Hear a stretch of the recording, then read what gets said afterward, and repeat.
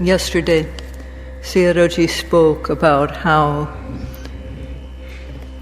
in a being the cycles revolve, this vata, the word for cycle in Pali, cause effect, interconnected and going around. These are called a cycle. So cause and effect are connected, and this cause-effect connection happening again and again is called vata, or cycle. For the most part, it's bad. There's a little bit of good, but because this good is subject to change, it is classified as viparinama dukkha. That is so it is not so good because it changes. And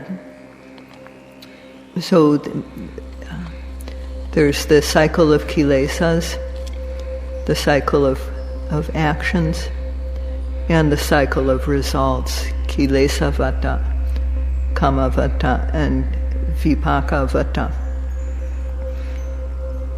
Avejja, tana, and upadana, these are the cycle of kilesas. Avejja does not know the Four Noble Truths, or it knows them in the wrong way, and thus not seeing the faults of sense experiences. One wants them. So wants to see good things, hear good things, smell good things, taste, touch, and so on, all good things. One wants life, and one wants these good things. So when one gets what one wants, one also thinks, this is I. One grasps onto it firmly. And this grasping is called upadana. And there's the craving and grasping for sense pleasures, kamupadana, and then seeing them incorrectly, seeing them as a self, seeing them with wrong view, detupadana, the grasping to view. For ordinary people, this occurs every second of the time. And because it happens, these kilesas, avijja, tana, and upadana, then actions result. And if one's mindset is good, one's basic mental attitude is good, then good actions, or one does good actions. There's a factor in the mind that urges one to act, which is cetana, intention. And when the intention, or cetana, is good, then good results will come out.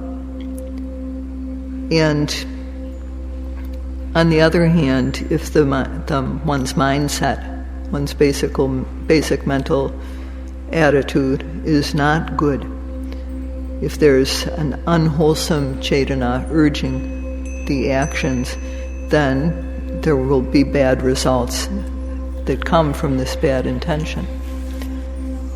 So these kilesas cause karma, actions, and actions bring results. So these results that come, vipaka, they are based on avijja and tana. They have this basic element to them. And when this results in a new life, that means that avijja, ignorance, and tana, craving, arise again. And again, actions are performed. And thus these cycles revolve. So this revolving around in these cycles is not good. Therefore, they're called dukkha, and this is vata dukkha, the suffering of the rounds. Where do the three cycles revolve? They occur continuously. Where? They occur in beings, if we just look in an ordinary sense, that's true. They occur in beings. But because we are speaking about ultimate reality and true Dhamma, they don't occur in a person. They occur in what is called samsara. The word samsara in this, the part sara, means to go, that it's going. And sam means continuously, without a break. So samsara is this continuously going. So what is it that is continuously going? It is the elements of the base, the striker, and the spark that happen in every seeing, hearing, smelling, tasting, and so on. When the eye sees, when the ear hears, when the nose smells, when the tongue tastes, when the body touches something, when there's thinking, when there's blinking, opening and closing the eyes. In all these, there is a base, a striker, and a spark. The base is the receptor element. In seeing, there's the eye, and the visible object is the striker. This comes and strikes the eye, and as a result there's seeing consciousness. One knows the sight, contact, and feeling. These are the spark. So there are these three elements of the base, the sense base, the sense object, and the consciousness. So there's no being who sees. There's no man who sees, no woman who sees. They're just these elements. And in hearing, too, there's no hearer. There's no woman or man who's hearing. There's the ear, and there's the sound wave. The sound wave strikes the ear. And if that happens, then the hearing arises. There's the sense of the sound meets the ear. The sound meets the mind at the ear, the contact. And then there's also the feeling. If it's a pleasant sound, then it's good to hear, feels good to hear. And if it's a bad sound, then it feels unpleasant to hear. And some sounds are neither good or bad, pleasant or unpleasant, so they have a subtle quality to them. So in this, there are just the elements of hearing, consciousness, contact, feeling. So there's physical elements involved, the ear base and the sound wave. And the consciousness, contact, and feeling that is the spark that arises when these two meet is mental. Where is there a person? And in this act, when smelling happens, there's the nose. The fragrance comes to the nose on the air, and it strikes the nose base. And then there's, if it's a fragrance, it may be a fragrance or it may be a foul, rotten smell.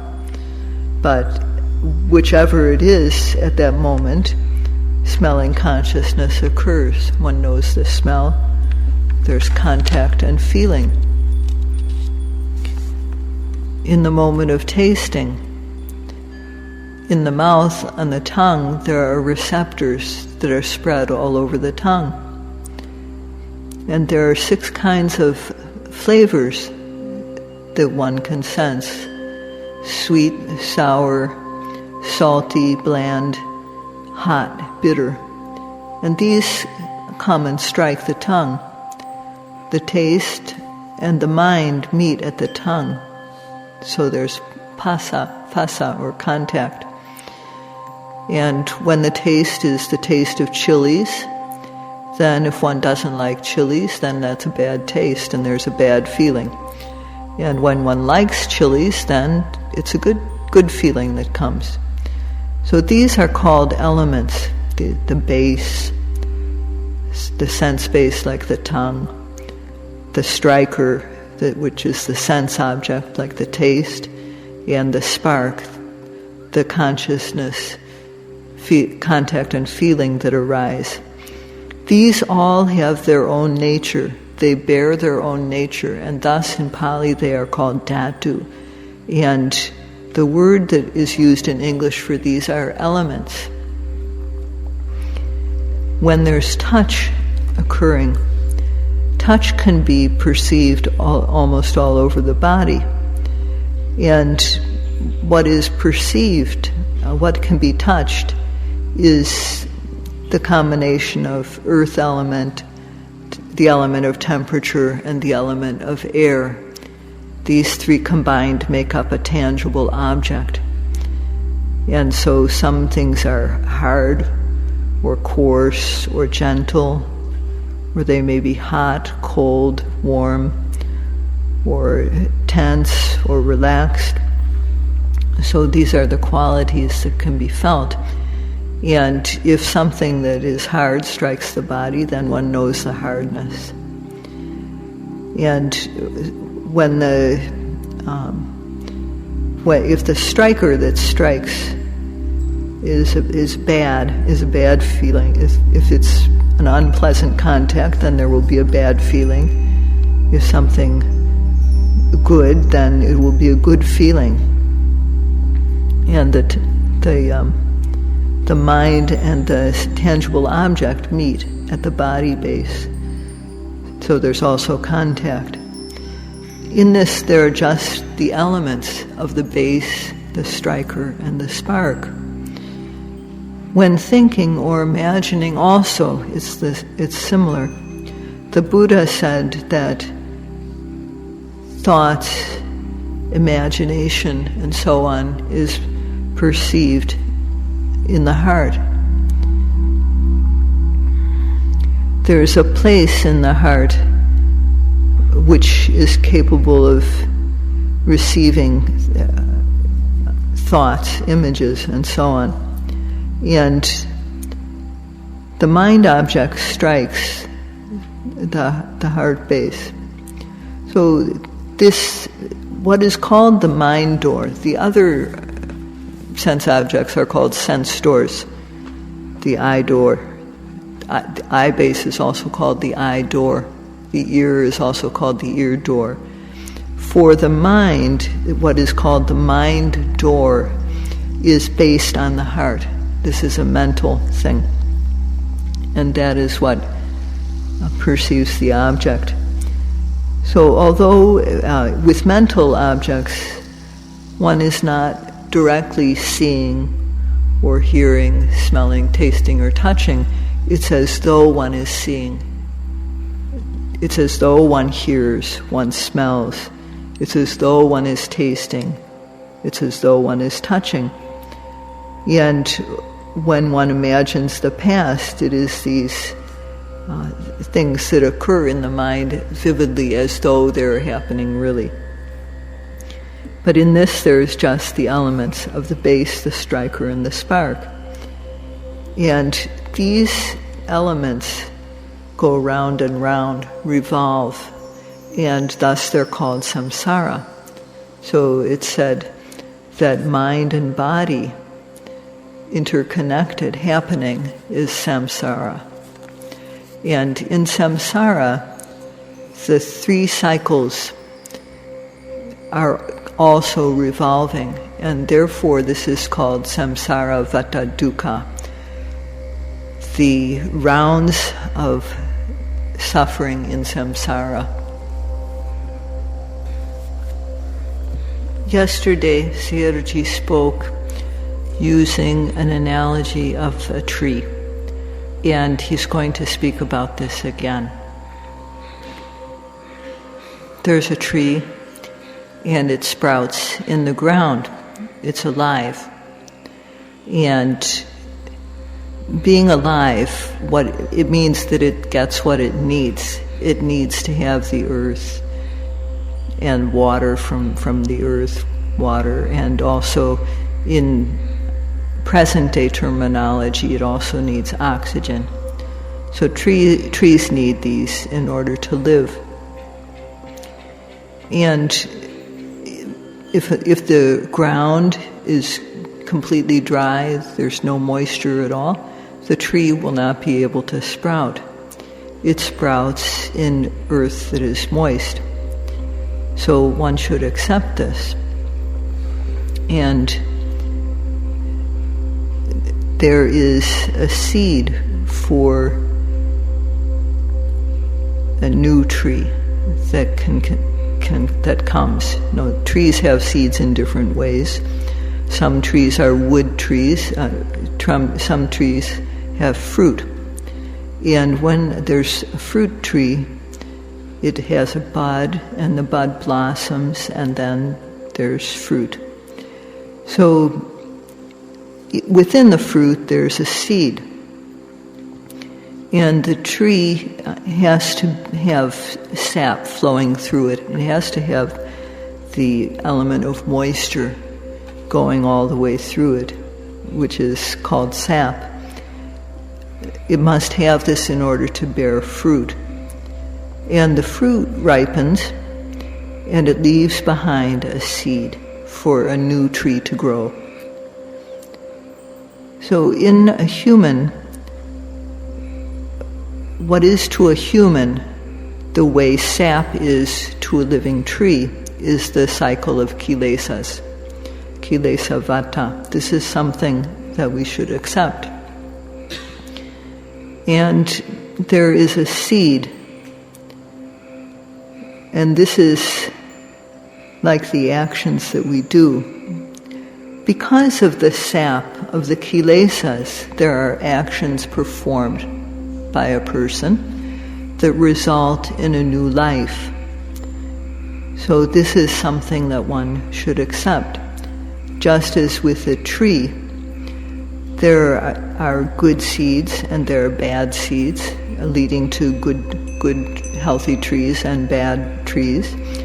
So too, in the actions that one does, there are the seeds, good and bad, which are capable of creating new life. So what is it that makes the sap of a tree thrive so that it goes throughout the tree? The sap can exist because of the earth and the water, and also because of the air. And that is what makes a tree able to have sap. So in a human, it's the happiness of sense pleasures that makes the sap of the kilesas thrive. Because people want various good sense pleasures, and so people work to get these. And in one's doing so, the happiness that one gets from the sense pleasures is like the earth, the water, and the air. Those three elements support the sap in a tree. And the happiness of sense pleasures in a human being that makes the kilesas thrive so that they're healthy. And this is what the teachers have explained in the texts. So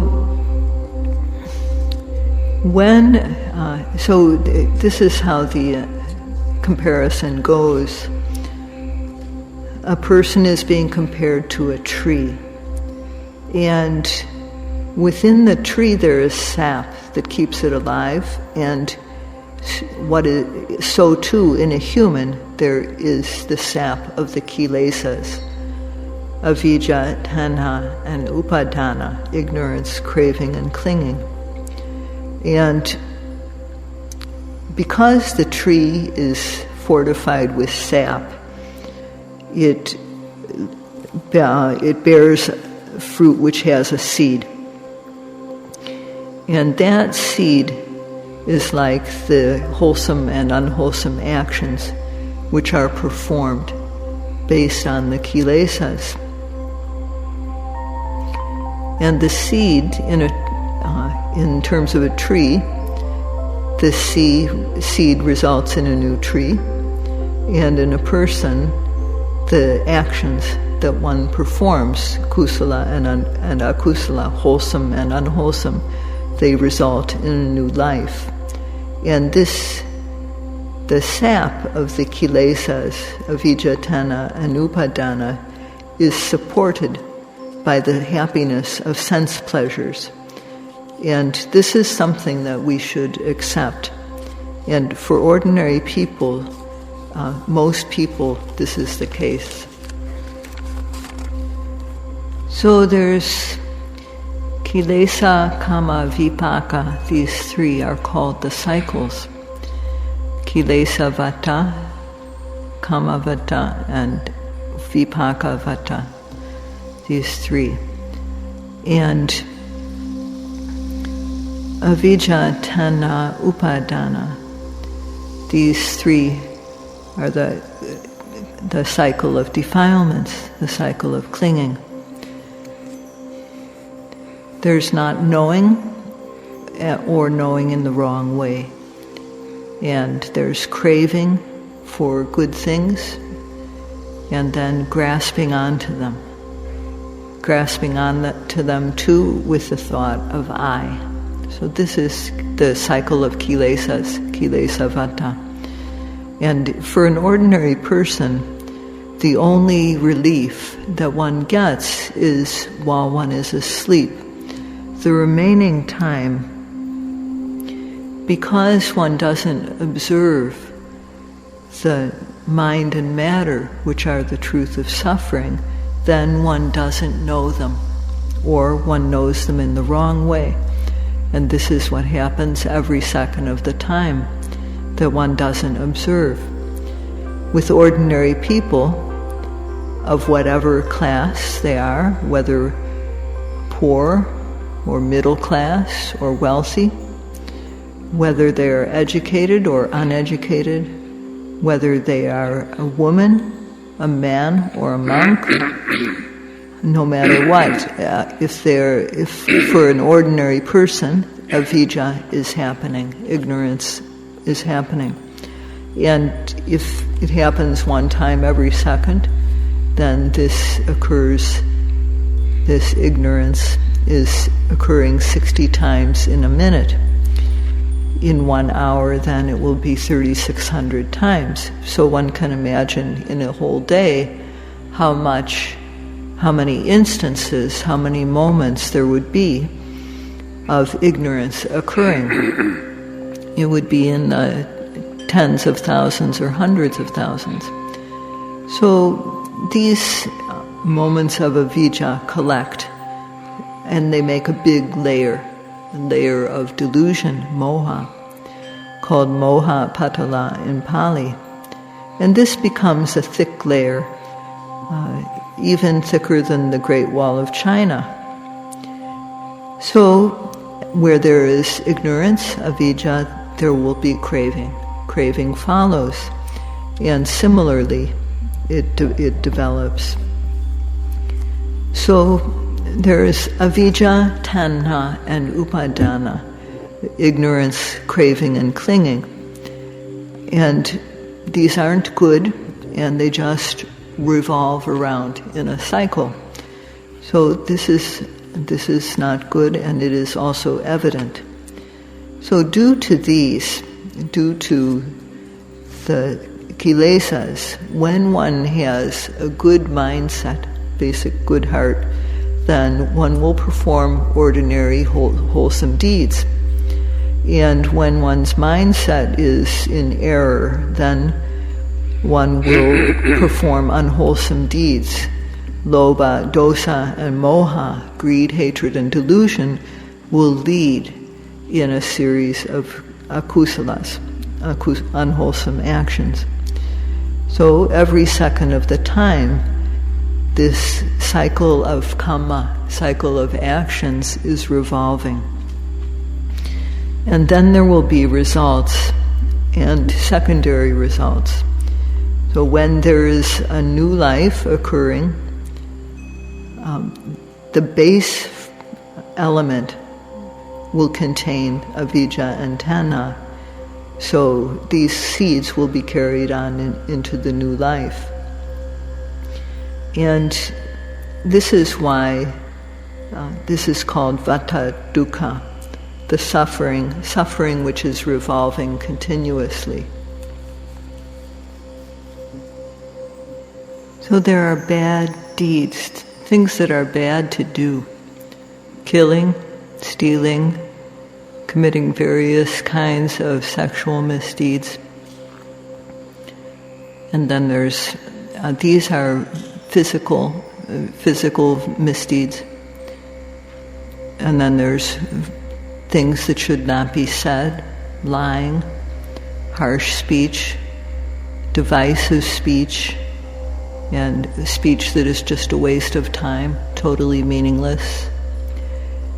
And then, so those are verbal things that should not be said. And there's also a mental level of misdeeds, desiring to take what belongs to other people by force, by illegal means, wanting to harm or destroy others, and thinking that whatever one does, it doesn't make any difference, there's no result to our actions. When we die, it's all over. So these all are called duccaritas in Pali, and this means that they are bad to do. They're misdeeds or things that are bad to do. Avijja, ignorance, does not see what is wrong with these, and therefore it thinks it's good to kill, it's good to steal, it's good to commit sexual misdeeds. And this seeing in this way, in this wrong way, is mecha patipati avijja. So ignorance does not see what is wrong with these misdeeds of the body, speech, or mind.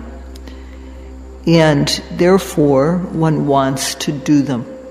So this is craving, or tanha. And because of that, one does things. And therefore, this is kamma, actions result. So when one is not free of kilesas, then results will come. Not seeing the faults, one commits actions, and those actions bring bad results.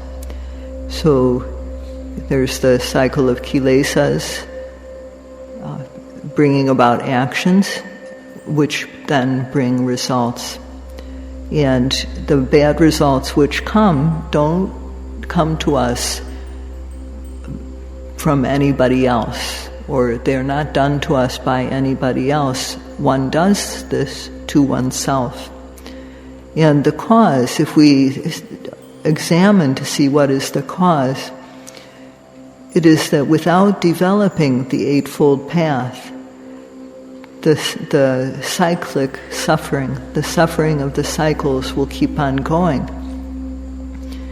If one doesn't walk along this great path of satipatthana, then one will go the wrong way, and one will, because one doesn't know that it is wrong, then one will do actions such as killing, stealing, committing sexual misdeeds.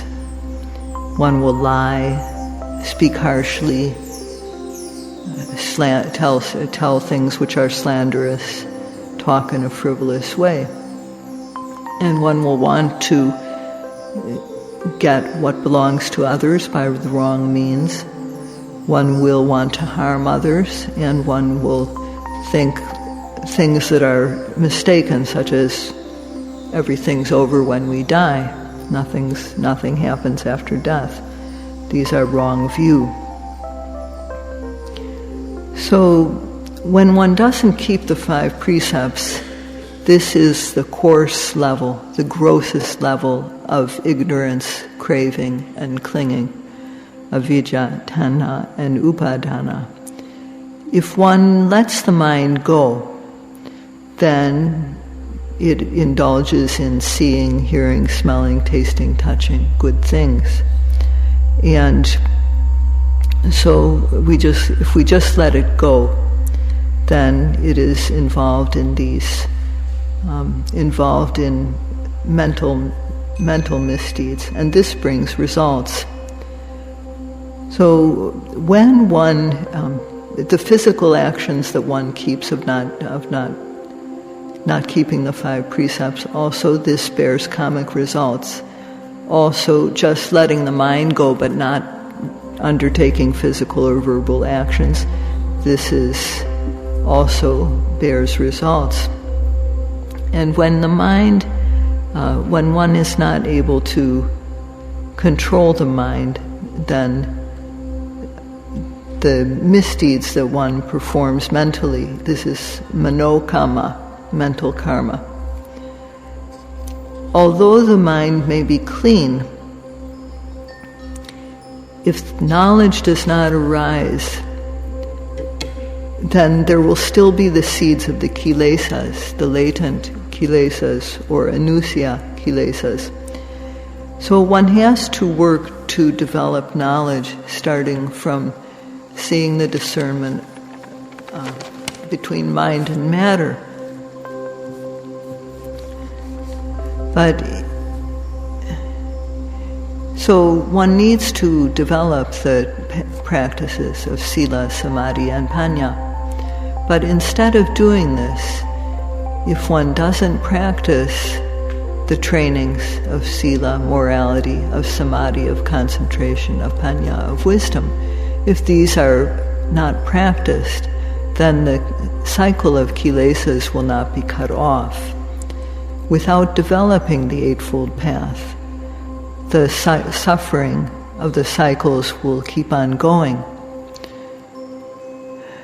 So these cycles of the kilesas, the defilements of the actions and results, is what is happening for ordinary people.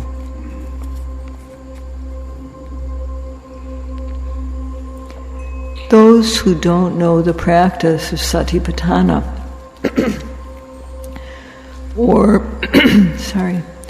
or who know but don't practice it, whatever person it is, if they're not walking along the satipatthana path, then also if they're not